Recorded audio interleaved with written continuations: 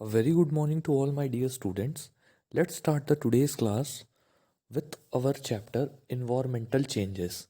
Environmental changes क्या होते हैं ये हम इस चैप्टर में पढ़ेंगे, समझेंगे और जानने की कोशिश करेंगे।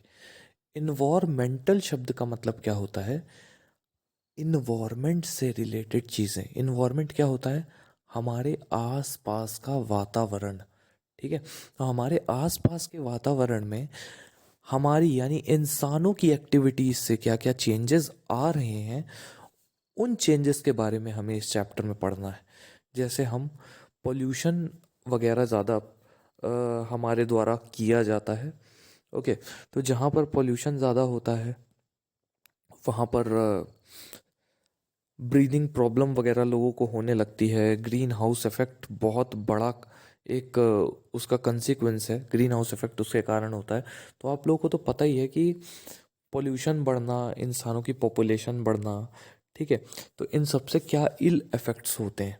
ओके, तो चलिए आज के लेक्चर में मैं हर एक लाइन को रीड करके आपको एक्सप्लेन करूंगा क्या लिखा हुआ है इस चैप्टर में। ओके, तो सबसे पहले यहाँ एटमॉस्फेयर की बात की गई है। तो एटमॉस्फेयर आप लोगों को पता होना चाहिए कि एटमॉस्फेयर एयर का वो ब्लैंकेट है जो हमारी अर्थ को चारों तरफ से ढका हुआ है। ओके, एक ऐसा ब्लैंकेट है जो हमारी अर्थ को चारों तरफ से ढका हुआ है, वो क्या कहलाता है? एटमॉस्फेयर। ठीक है, तो जो हमारा एटमॉस्फेयर है जहाँ पर सारी गैसेस पाई जाती हैं, हम अपने सर के ऊपर आसमान में देखते हैं तो जितना भी एयर आपको दिखता है, जितना भी हवा आपको महसूस होती है, वो सब का सब क्या है? एटमॉस्फेयर है। ओके, एटमॉस्फेयर बहुत सारी लेयर्स में डिवाइडेड भी होता है। जैसे सबसे नीचे होता है ट्रोपोस्फियर। ठीक है, हमारे सर के जस्ट ऊपर से चालू हो जाता है ट्रोपोस्फियर। ठीक है, ट्रोपोस्फियर के बाद आता है स्ट्रेटोस्फियर, फिर आता है मीजोस्फियर, फिर आता है थर्मोस्फियर, फिर एक्सोस्फियर। ये लाइन बाय लाइन जो है कंटिन्यूएशन में ये पूरे जो हमारे एटमॉस्फियर के डिविजन्स है, मतलब एटमॉस्फियर कितने पार्ट में डिवाइडेड है, वो मैंने आपको बता दिया है। ठीक है, एटमॉस्फेयर आप लोगों को ये भी मैंने बता दिया है कि एटमॉस्फेयर क्या है? एयर का वो ब्लैंकेट है जो हमारी अर्थ को सराउंड करके रखता है। ओके, या ढक कर रखता है। हमारे सर के ऊपर जितनी भी एयर है वो क्या कहलाएगी? एटमॉस्फेयर कहलाएगी। जिस पर हम खड़े हैं, हमारी अर्थ की क्रस्ट, उसको क्या बोलेंगे? लिथोस्फीयर। ठीक है, क्योंकि लिथो का मतलब होता है रॉक यानी चट्टान। तो जिस पर हम खड़े हैं वो सॉलिड है। ओके, सॉलिड है मतलब वो एक चट्टान जैसा है, तो इसीलिए उसको क्या बोलते हैं? लिथोस्फीयर। ठीक है, जितना भी पानी हमारी अर्थ में प्रेजेंट है, चाहे वो नदियों में हो, नालों में हो, कुओं में हो, तालाब में हो, ओशंस में हो, वो कहलाता है, या फिर ज़मीन के नीचे हो, वो पानी कहलाता है हाइड्रोस्फीयर। ठीक है, तो ये तीनों स्फीयर्स के मैंने नाम बता दिए, ये तीनों मिल करके बना लेते हैं बायोस्फीयर। ओके, तो ये बायोस्फीयर एक तरह से बोला जा सकता है यही हमारा इन्वायरमेंट कहलाता है। ठीक है, the atmosphere is getting polluted due to human activities. इंसानों की हरकतों के कारण जो एटमॉस्फेयर है वो पोल्यूट हो रहा है। पोल्यूट मतलब गंदा हो रहा है। ठीक है, the environment gets polluted due to industries, factories, power stations and vehicles. Environment किन किन चीज़ों से पोल्यूटेड हो जाता है? पोल्यूट हो जाता है, इंडस्ट्रीज से हो जाता है, फैक्ट्रीज से हो जाता है, पावर स्टेशन से हो जाता है, व्हीकल से हो जाता है। तो ये सारी चीज़ों से जो हमारा इन्वायरमेंट है वो पोल्यूट हो जाता है।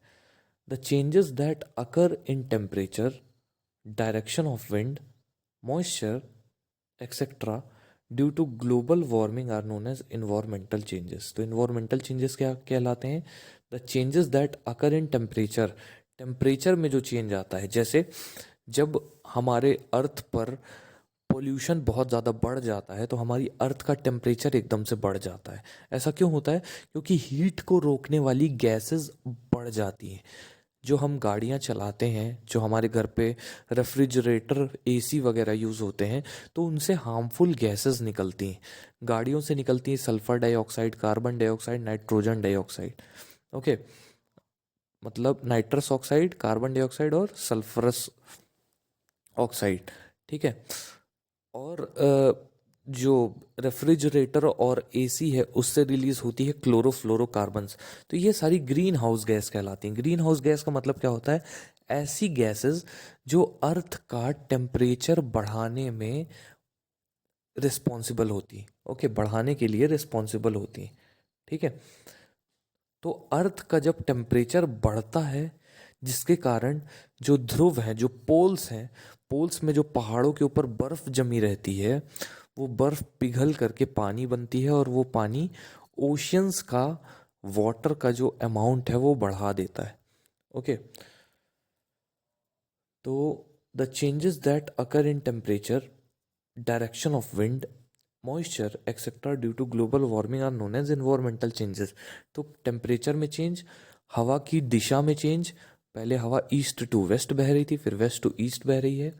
मॉइस्चर यानी नमी में चेंज, ये सब किसके कारण होता है? ग्लोबल वार्मिंग के कारण होता है। ठीक है। ये सारी चीज़ें ग्लोबल वार्मिंग के कारण अगर हो रही हैं तो वो कहलाता है इन्वायरमेंटल चेंज। ठीक है। Find out the places that experience extreme rain, heat, cold and extreme climatic conditions. ऐसी जगह एक्सपीरियंस करिए या ऐसी जगह ढूंढिए जहाँ पर बहुत ज़्यादा बारिश होती हो। जैसे हमारे इंडिया में मौसम राम करके एक जगह है असम में। ओके, चेरापूंजी के पास में। वहाँ पर 12 महीना रेनफॉल होती रहती है। लगभग हर दिन वहाँ पर रेनफॉल होती है, बहुत पानी गिरता है वहाँ पर। एक्सट्रीम हीट कहाँ होती है? हमारा जो थार डेजर्ट है, ओके, जो राजस्थान में थार डेजर्ट है, वहाँ पर एक्सट्रीम हीट होती है। कोल्ड कहाँ होता है? हमारे इंडिया में जो जम्मू कश्मीर, लेह लद्दाख, सियाचिन ग्लेशियर वाला जो रीजन है, वहाँ पर एक्सट्रीम कोल्ड क्लाइमेट होता है। ठीक है। तो ये सारी एक्सट्रीम क्लाइमेटिक कंडीशंस जो हैं वो हमें इस टेबल में दी हुई हैं, और हमें उन कंडीशंस के होने के कारण को समझना है या बताना है। ओके। जैसे यहाँ पर ये जो टेबल दिया हुआ है, इसमें कंट्री का नाम लिखा हुआ है, Russia, Iran, Brazil, Norway, Philippines, Saudi Arabia, ये सारी कंट्रीज़ का नाम लिखा हुआ है। यहाँ पर गर्मी कितनी पड़ती है, गर्मी में टेम्परेचर कितना जाता है, ठंड में टेम्परेचर कितना कम जाता है, बारिश कितनी होती है, और इन सब जो हीट हो गया, कोल्ड हो गया, रेन हो गया, इसके पीछे क्या रीज़न है, ये सारी चीज़ें हमें पता लगानी है। ओके। तो इसका रीज़न जो है मेनली वो मैं आपको बताना चाहूँगा। जैसे रशिया है, रशिया नॉर्दर्न हेमिस्फीयर में आता है। नॉर्दर्न हेमिस्फीयर मतलब अर्थ को अगर दो पार्ट में डिवाइड कर दिया जाए, तो आप जानते हैं इक्वेटर ऐसी लाइन है जो अर्थ को दो पार्ट में डिवाइड करती है।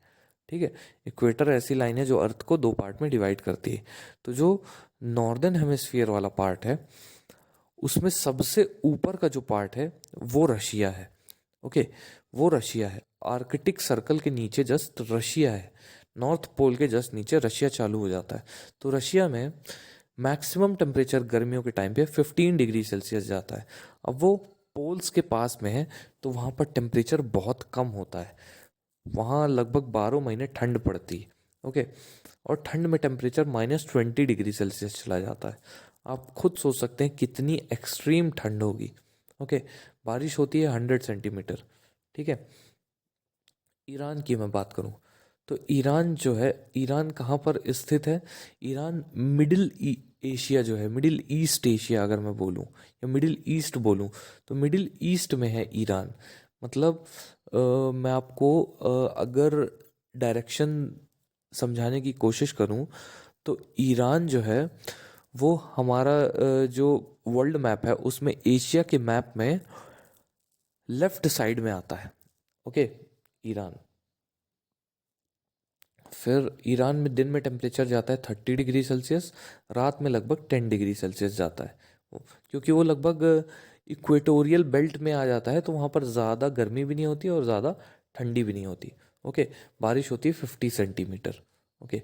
ब्राज़ील की मैं अगर बात करूँ, ब्राज़ील जो है, ब्राज़ील में एवरग्रीन फॉरेस्ट है, रेन फॉरेस्ट है ब्राज़ील में। ठीक है। तो ब्राज़ील में गर्मी भी ठीक ठाक होती है क्योंकि वो इक्वेटर के पास है, और ठंड उतनी नहीं पड़ती है। ठीक है। और बारिश बहुत ज़्यादा होती है। ठीक है। तो इसीलिए ब्राज़ील में दिन का टेम्परेचर 38 डिग्री, ठंडी में टेम्परेचर जाता है 25 डिग्री सेल्सियस और बारिश होती है 250 सेंटीमीटर। ठीक है। नॉर्वे की मैं बात करूं तो नॉर्वे एक स्कैंडिनेवियन कंट्री है। स्कैंडिनेवियन कंट्री का मतलब यूरोप के ऊपर की जो 3 कंट्रीज हैं, नॉर्वे, फिनलैंड, ओके, और स्वीडन वगैरह, तो ये हमारी स्कैंडिनेवियन कंट्रीज कहलाती हैं। तो जो नॉर्वे है, नॉर्वे भी लगभग नॉर्दर्न हेमिस्फीयर में ऊपर की तरफ आता है, रशिया के इक्विवेलेंट, रशिया के बराबर ही। तो वहाँ पर भी टेम्परेचर काफ़ी कम रहता है। ओके। तो गर्मियों में मैक्सिमम टेम्परेचर 10 डिग्री सेल्सियस जाता है और सर्दियों में -40 डिग्री सेल्सियस। ठीक है। बारिश होती है 50 सेंटीमीटर। फिलीपींस की मैं बात करूं तो फिलीपींस जो है वो 35 डिग्री सेल्सियस वहाँ का टेम्परेचर होता है। ओके। और 30 डिग्री सेल्सियस 35 डिग्री सेल्सियस गर्मी में होता है और 30 डिग्री सेल्सियस ठंडियों में होता है। ठीक है। और रेन 300 सेंटीमीटर होती है। ओके। तो नॉर्वे का टेम्परेचर दिन में 10 डिग्री सेल्सियस जाता है और सर्दियों में, गर्मियों में तो 10 डिग्री जाता है, सर्दियों में -40 डिग्री। आप सोच सकते हैं कितनी ठंड, रशिया से भी ज़्यादा ठंड पड़ती है नॉर्वे में। ठीक है। और यहाँ बारिश बहुत कम होती है, 50 सेंटीमीटर बस पूरे साल में। ओके। फिर अगला है फिलीपींस। फिलीपींस जो है वो लगभग इक्वेटर के पास में ही है वो भी। ओके। तो वहाँ पर भी गर्मी ठीक ठाक होती है और ठंड उतनी नहीं होती, लगभग गर्मी ठंडी का टेम्परेचर बराबर होता है। तो आप देख सकते हैं जो कंट्रीज़ इक्वेटर के पास में है वहाँ पर ठंडी और गर्मी में ज़्यादा डिफरेंस नहीं होता है। ओके। फिलीपींस में टेम्परेचर जो गर्मियों के टाइम पे है वो 35 डिग्री सेल्सियस है और ठंडियों के टाइम पे 30 डिग्री सेल्सियस है। और जो बारिश होती है वो 300 सेंटीमीटर बारिश होती है। सऊदी अरेबिया की बात करूं तो 45 डिग्री सेल्सियस गर्मियों में जाता है टेम्परेचर और ठंडियों में 29 डिग्री सेल्सियस। और बहुत ही ज़्यादा कम बारिश होती है। तो क्यों क्यों कम बारिश होती है? क्योंकि वो एक डेजर्ट है और डेजर्ट में कभी बारिश नहीं होती। ओके। वेदर क्या होता है? देखिए, मैं आपको सिंपल से एक वेदर की डेफिनेशन जो मैं आपको बताता हूँ। वेदर किसी भी एरिया का, चाहे वो हमारा चोटिला हो या सुरेंद्र नगर हो, किसी भी एरिया का टेम्परेचर, रेनफॉल, मॉइस्चर, ओके, ठंडी गर्मी, दिन का टेम्परेचर मैक्सिमम, रात का टेम्परेचर मिनिमम, ओके, सूरज कितने बजे निकला, कितने बजे अस्त हुआ, बारिश हुई या नहीं हुई, ठीक है, कितनी ह्यूमिडिटी थी, तो ये सारी चीज़ों का जो मिक्सचर है वो कहलाता है वेदर। ठीक है। वेदर क्या होता है? The condition of temperature, rain and moisture in any region at a particular point of time is known as weather. तो टेम्परेचर, रेन और मॉइस्चर की जो कंडीशन है किसी भी रीजन में एक पर्टिकुलर पॉइंट ऑफ टाइम पे, वो कहलाता है वेदर। ठीक है। तो वेदर क्या होता है? किसी भी एरिया का क्या टेम्परेचर है, रेनफॉल है, मॉइस्चर, ह्यूमिडिटी, ये सारी चीज़ें उस एरिया का वेदर डिफाइन करती हैं। ठीक है। What would be the better of weather of this place? Write your answer in your notebook after carefully observing the given maps. ये जो मैप्स दिए हुए हैं इसमें आप देख सकते हैं इंडिया के 2 मैप दिए हुए हैं। पहले वाले मैप में अलग अलग शहरों के नाम लिखे हुए हैं, बेसिकली वो कैपिटल्स के नाम लिखे हुए हैं। एक यूनियन टेरिटरी उसमें, जैसे जो हमारी इंडिया की कैपिटल है न्यू दिल्ली, फिर लखनऊ, ओके, फिर कोलकाता, हैदराबाद, चेन्नई, मुंबई, अहमदाबाद। तो ये सारी बड़ी बड़ी सिटीज़ के नाम लिखे हुए हैं क्लाइमेट को स्टडी करने के लिए। ओके। तो क्लाइमेट होता क्या है?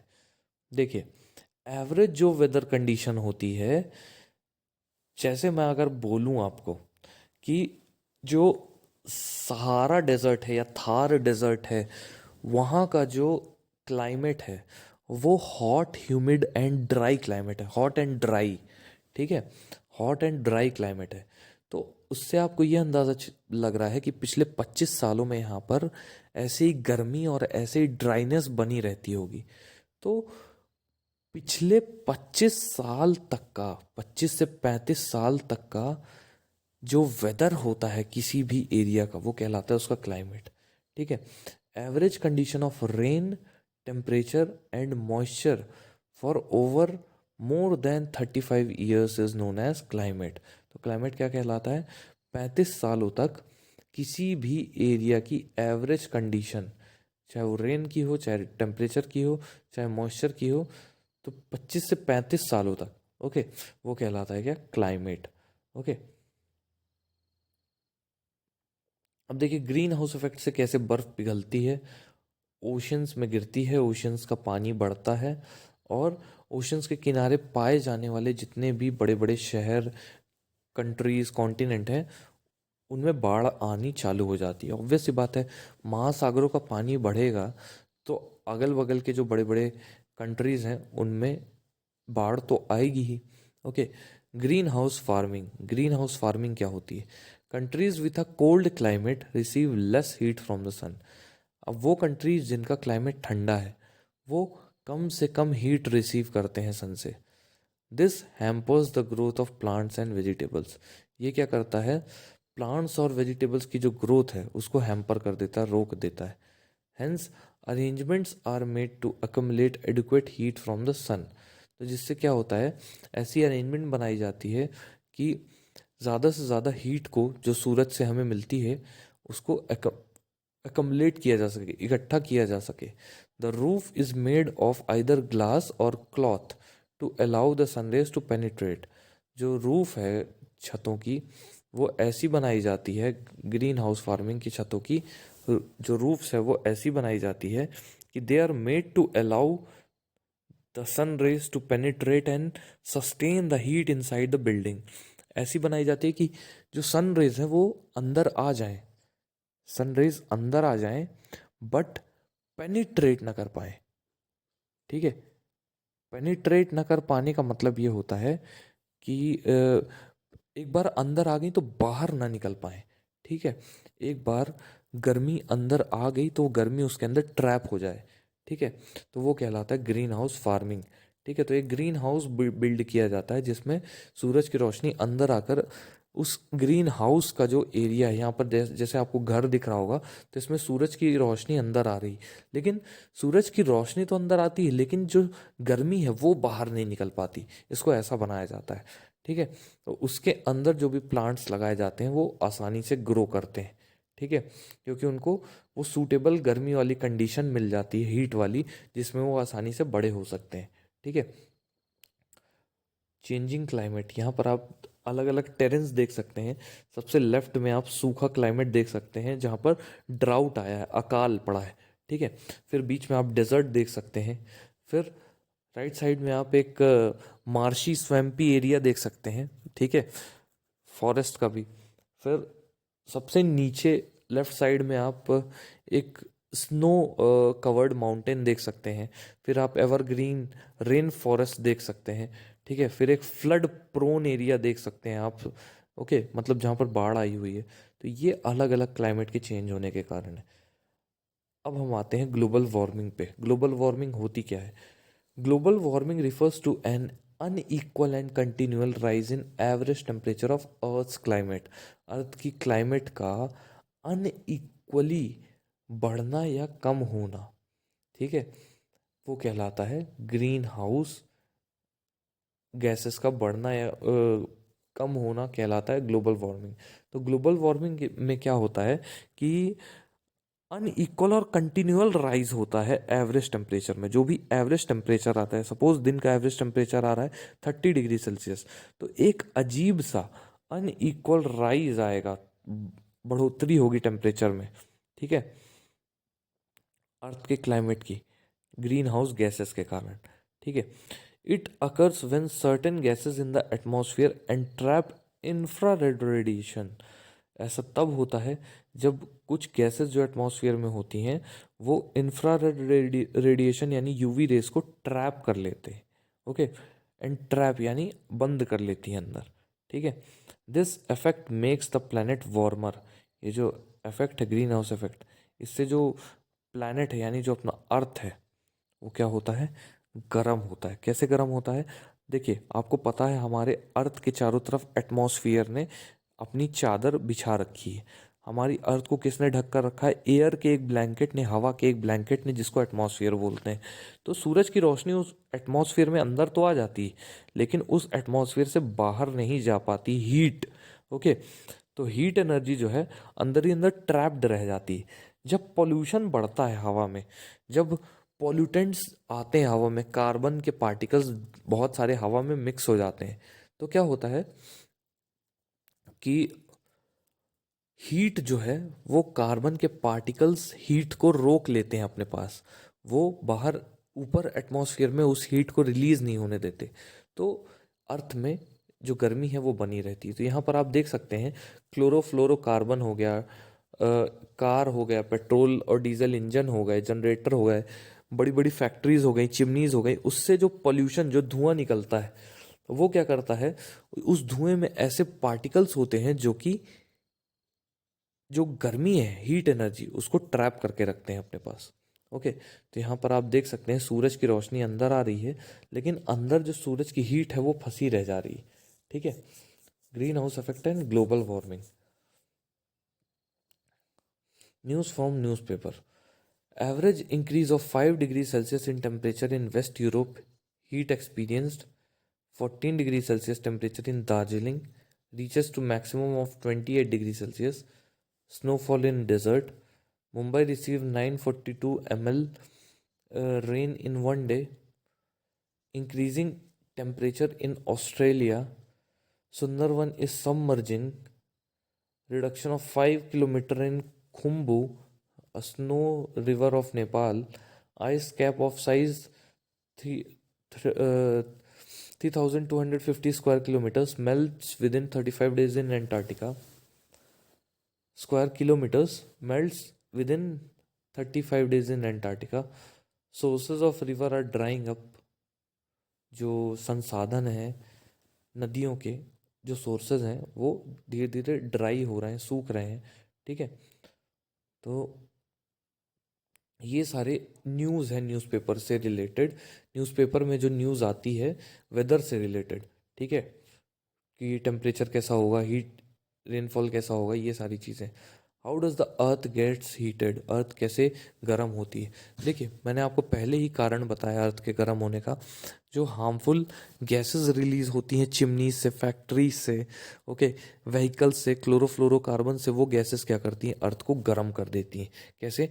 अर्थ के अंदर जो सन की लाइट आई है उससे जो हीट मिलती है अर्थ को, उस हीट को वो बाहर निकलने नहीं देता, ताकि कौन नहीं निकलने देता, जो पोल्यूशन होता है वो।